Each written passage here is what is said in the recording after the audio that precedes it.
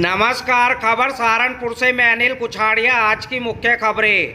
कोतवाली देहात क्षेत्र के गांव आसनवाली में बुधवार रात हुए संघर्ष के बाद बनी शांति। पुलिस ने 4 लोगों को किया गिरफ्तार, बाकी पर सख्त कार्रवाई की तैयारी। यूरिया की कालाबाजारी के खिलाफ राष्ट्रीय लोकदल कार्यकर्ताओं ने कलेक्ट्रेट में की जमकर नारेबाजी। प्रधानमंत्री आवास योजना के पात्रों को दूसरी किस्त जारी कराए जाने की मांग को जिलाधिकारी से मिले बसपा पार्षद। Amritsar Diocesan Trust Association Anglican Church of India ने एलिक जॉनसन को दी अहम जिम्मेदारी। आंदोलन के 14वें दिन अभिभावक संघर्ष समिति ने डीआईओएस द्वितीय को सौंपा मांगों का ज्ञापन। अखिल भारतीय स्वतंत्रता संग्राम सेनानी एवं उत्तराधिकारी संगठन ने मनाई चंद्रशेखर आजाद की जयंती। स्मार्ट सिटी योजना की परियोजनाओं को धरातल पर उतारने की कवायद शुरू, 5 कंपनियों ने दिखाया डेमो। कस्बा रामपुर मनिहारन में एसडीएम व पंचायत योनेली मोहल्ला निगरानी समिति की बैठक। पूजा अर्चना के साथ घरों में ही मनाया गया हरियाली तीज का त्योहार।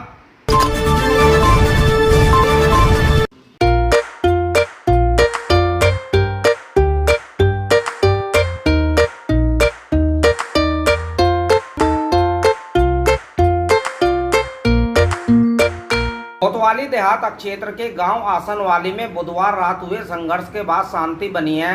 पुलिस ने 4 लोगों को गिरफ्तार किया है। दोनों पक्षों के घायलों का मेडिकल कराया गया।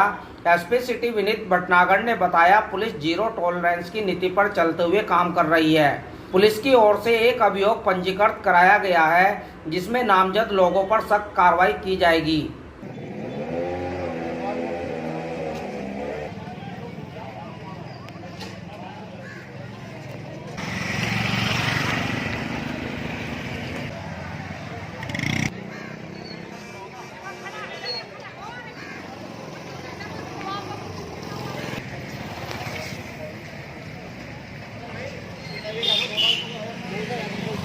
ये कल शाम की बात है।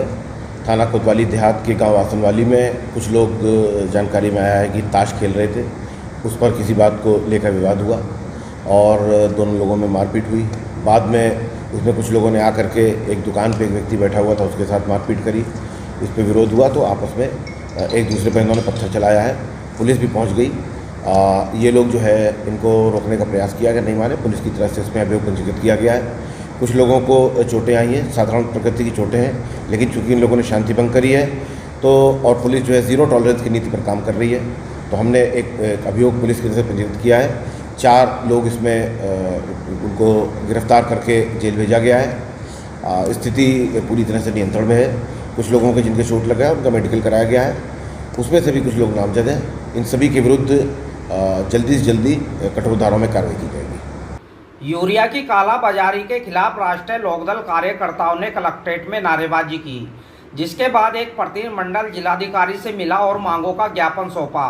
इस दौरान जिला अध्यक्ष राव केसर सलीम, प्रदेश उपाध्यक्ष हाजी सलीम, प्रदेश महासचिव चौधरी धीर सिंह, पार्षद आसिफ अंसारी आदि मौजूद रहे। राष्ट्रीय लोकदल जिंदाबाद, राष्ट्रीय लोकदल जिंदाबाद, चौधरी अजीत सिंह जिंदाबाद, आज राष्ट्रीय लोकदल जनपद सहारनपुर के सभी कार्यकर्ता सहारनपुर में हो रही यूरिया की कमी के कारण किसानों की आवाज़ उठाने के लिए माननीय जिलाधिकारी जी के पास आए हैं। जिलाधिकारी जी से ये अनुरोध करना है कि यूरिया की उपलब्धता सुलभ तरीके से कराएं। चाहे सरकारी सहकारी समिति हो, वहाँ पे यूरिया इस वक्त बिल्कुल नगण्य है।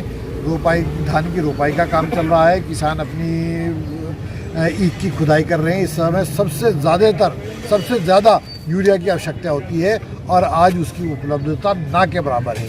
मार्केट में कालाबाजारी हो रही है। इसके लिए माननीय आदरणीय जिलाधिकारी महोदय से हम अनुरोध करेंगे कि इसकी उपलब्धता सुचारू रूप से कराएं।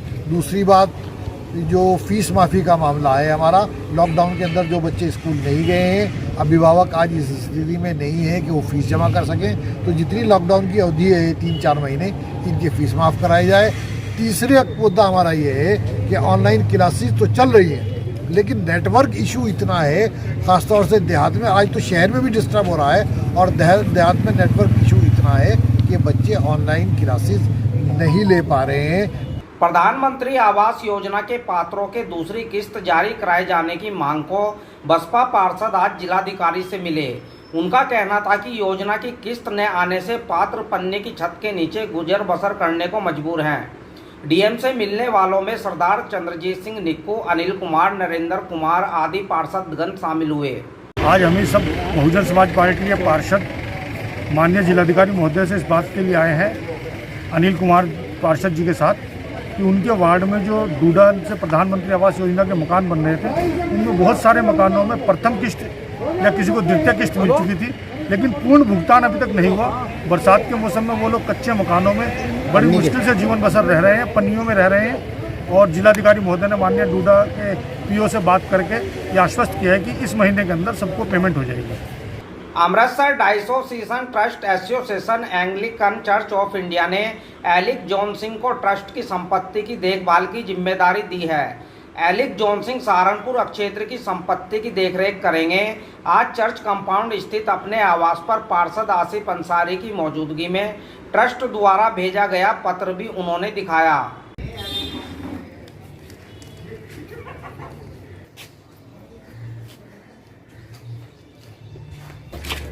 बहुत बहुत बधाई भाई अलग भाई, आपको जो है संस्था द्वारा आपके जो घर की प्रॉपर्टी है उसका आपको संरक्षक आपको जिम्मेदार बनाया गया, इसके लिए बहुत बहुत बधाई देता हूँ। मेरा नाम एलिक जॉन सिंह है, सन ऑफ श्री जीवन सिंह। मैं अभी अमृतसर डायसेस ट्रस्ट एसोसिएशन जो एंग्लिकन चर्च ऑफ इंडिया से बिलोंग करता है, उसका कार्यकाल सारा का सारा रख रखाव डिस्ट्रिक्ट सहारनपुर का मेरे हाथों सौंप दिया गया है, जिसका अथॉरिटी लेटर ये रहा। और यहाँ पर अब जो भी कार्यकाल होगा वो मेरे द्वारा ही किया जाएगा। जैसे कि यहाँ पे फर्जीवाड़ा काफ़ी ज़ोरों शोरों से चल रहा है, जो कि कई पादरियों का मिलीभगत और बिशपों की मिलीभगत के द्वारा चलाया जा रहा है। यहाँ पर और भी हमारी कई प्रॉपर्टीज संपत्ति जो है अभी हमारे डिस्ट्रिक्ट सहारनपुर के अंदर में पड़ी हुई हैं, जिस पे अवैध तरीके से कब्जे होकर और मकान बना लिए गए हैं। उसके द्वारा अभी हम कोर्ट के अंदर में जल्द से जल्द अपना केस दर्ज करवाने जा रहे हैं और उन फर्जीवाड़ा लोगों के ऊपर में मुकदमे दायर कर FIR भी दर्ज कर डीएम साहब को ज्ञापन सौंपेंगे जल्द ही। मैं मोहम्मद आसिफ अंसारी, पार्षद पति, वार्ड नंबर 28। ये चर्च कॉलोनी है, ये कब्रिस्तान है ईसाइयों का जो मेरे वार्ड में आता है। ये एलेक्स भाई हैं, इनको बहुत बहुत बधाई। इनको जो है इनकी अमृतसर डायसिस से जो इनको जिम्मेदार बनाया गया है, ईमानदारी से बढ़िया काम करें, अपने समाज के लिए अच्छा काम करें। मेरी शुभकामनाएं इनके साथ। अभिभावक संघर्ष समिति का फीस माफी की मांग को लेकर 14वें दिन भी धरना जारी रहा।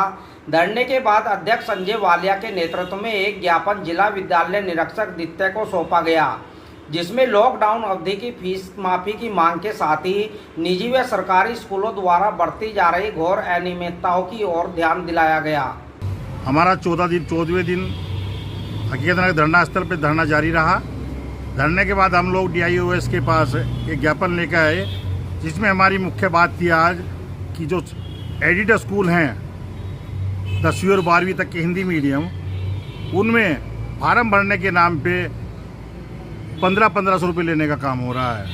हमने उनसे पूछने का काम किया कि क्या ये जायज़ है। उन्होंने कहा अगर कोई स्कूल 1500 रुपये लेने का काम कर रहा है सिर्फ परीक्षा आगे फार्म भरने के लिए 12वीं और 10वीं के, तो वो गलत है और उस पर कार्रवाई करने का काम करेंगे। हमने इसमें 2 स्कूलों के नाम भी दिए जहाँ पर हमने पाया है अभी अगर फीस के लिए फार्म भरे भी जा रहे हैं 100 या 200 रुपये उसकी फ़ीस है। 1500 रुपये फीस होने का काम नहीं है, जो नाजायज़ है। दूसरा, हमने अपनी फ़ीस माफ़ी के लिए उनसे बात कही, जिसमें वो लोग कह रहे हैं हम आगे लिख के भेजेंगे और जो सरकार का आएगा हम उसको पालन करने का काम करेंगे। अखिल भारतीय स्वतंत्रता संग्राम सेनानी एवं उत्तराधिकारी संगठन ने आज स्वतंत्रता सेनानी चंद्रशेखर आजाद की जयंती मनाई। मानव मंदिर स्थित कार्यालय पर जिलाध्यक्ष हरीश पवार, सुनील शास्त्री, सूरज शुक्ला, शुभम खटाना, सचिन कुमार सोनी, सुशांत, नितिन, राहुल, परम सिंह, सुभाष, आशु अरोड़ा व गौरव पवार ने शहीद चंद्रशेखर आजाद के बलिदान को याद किया। हरीश पवार, जिलाध्यक्ष स्वतंत्रता संग्राम सेनानी संगठन सहारनपुर। आज हम लोग स्वतंत्रता संग्राम सेनानी चंद्रशेखर आजाद जी की जयंती मनाने के लिए इकट्ठे हुए हैं। आज इस देश में चंद्रशेखर आज़ाद जी को हर आदमी याद कर रहा है। उनकी कुर्बानी की वजह से ही आज हम लोग खुली हवा में सांस ले रहे हैं और समय समय पर ऐसे वीर शहीदों को हम लोगों को याद करना चाहिए, उन्हें नमन करना चाहिए। और ऐसे चंद्रशेखर आज़ाद थे, हमें उनके जिन्होंने अपनी माता पिता की परवाह किए बगैर देश की आज़ादी के लिए अपने आप को न्यौछावर कर दिया। और आज वह समय आ चुका है कि हमारे युवा भाई भी उनके प्रति इतना बढ़ चढ़कर अपने शहीदों को याद कर रहे हैं। हमारा देश इसी तरह आगे बढ़ेगा। हमारा युवा जागरूक हो चुका है, देशभक्ति की भावना अब बढ़ चुकी है पहले से कहीं ज़्यादा। तो हम चाहेंगे कि हमें हमेशा अपने शहीदों को ऐसे ही याद करना चाहिए। NMC फार्मा 100% प्राकृतिक। स्मार्ट सिटी योजना की परियोजनाओं को धरातल पर उतारने की कवायद शुरू हो गई है। इन परियोजनाओं को धरातल पर उतारने में अब देर नहीं लगेगी। Integrated command and control centre के लिए कंपनी की प्रक्रिया 2 दिन चली। आवेदन करने वाली कंपनियों ने smart city chairman commissioner Sanjay Kumar, क्षेत्रीय नगर एवं पर्यावरण अध्ययन केंद्र के एडिशनल डायरेक्टर AK गुप्ता, नगर आयुक्त ज्ञानेंद्र सिंह, नोडल अधिकारी BK सिंह के समक्ष डेमो दिखाया। कंपनियों के प्रतिनिधियों ने सूरत, प्रयागराज, पुणे, अहमदाबाद व नागपुर में किए कार्यों के अनुभवों को साझा किया। इस दौरान कई विभागों के अधिकारी भी मौजूद रहे। कस्बा रामपुर मनियारन में उप जिलाधिकारी देवेंद्र कुमार पांडे व नगर पंचायत अधिशासी अधिकारी रामचंद्र मौर्य ने मोहल्ला निगरानी समिति की बैठक ली। उन्होंने सभासदों व गणमान्य लोगों को कोरोना से बचाव के उपाय बताते हुए जनता को जागरूक करने के निर्देश दिए। गली मोहल्लों में सफाई व्यवस्था पर नज़र रखने व कोई कमी दिखाई पड़ने पर नगर पंचायत कार्यालयों को सूचित करने के लिए भी कहा। दुकानों पर अधिक भीड़ न करने व मास्क, सैनिटाइजर का इस्तेमाल करने के लिए दुकानदारों को जागरूक करने के लिए कहा गया। नगर पंचायत अधिशासी अधिकारी रामचंद्र ने कहा कि यदि किसी वार्ड में कोई व्यक्ति दूसरे क्षेत्र से आए तो इसकी सूचना नगर पंचायत कार्यालय को दे। बैठक में जहांगीर चौधरी, ब्रिजपाल चौधरी, नदीम अहमद, एडवोकेट तैयब मंसूरी, श्रवण गुप्ता, हाजी मंसूर कुरैशी आदि सभासद व गणमान्य लोग मौजूद रहे। हरियाली तीज का त्यौहार सरसावा क्षेत्र में हर वर्ष की भांति हर्षोल्लास के साथ मनाया गया। बाजार में महिलाओं ने त्योहारी खरीदारी की, वहीं घरों में विधि विधान से पूजा अर्चना भी की। हरियाली तीज का त्यौहार सरसावा क्षेत्र में बड़े ही उत्साह के साथ मनाया जाता है। इस दिन का महिलाओं को बेसब्री से इंतजार रहता है। कपड़ा व मनिहारी दुकानों में महिलाओं ने तीज पर्व के अवसर पर विशेष रूप से चूड़ी, कंगन, कपड़ा व पूजा सामग्रियों की खरीदारी की। हालांकि अब ग्रामीण अंचलों में भी हरे भरे पेड़ों की घटती संख्या के चलते आधुनिक उपकरणीय झूलों ने अपनी जगह बना ली है। बच्चों तथा लड़कियों ने तीज के त्यौहार पर झूलों से झूल आनंद लिया। वहीं बाजार के दुकानदारों ने बताया कि इस बार कोरोना संक्रमण के चलते अधिक बिक्री नहीं हो पाई।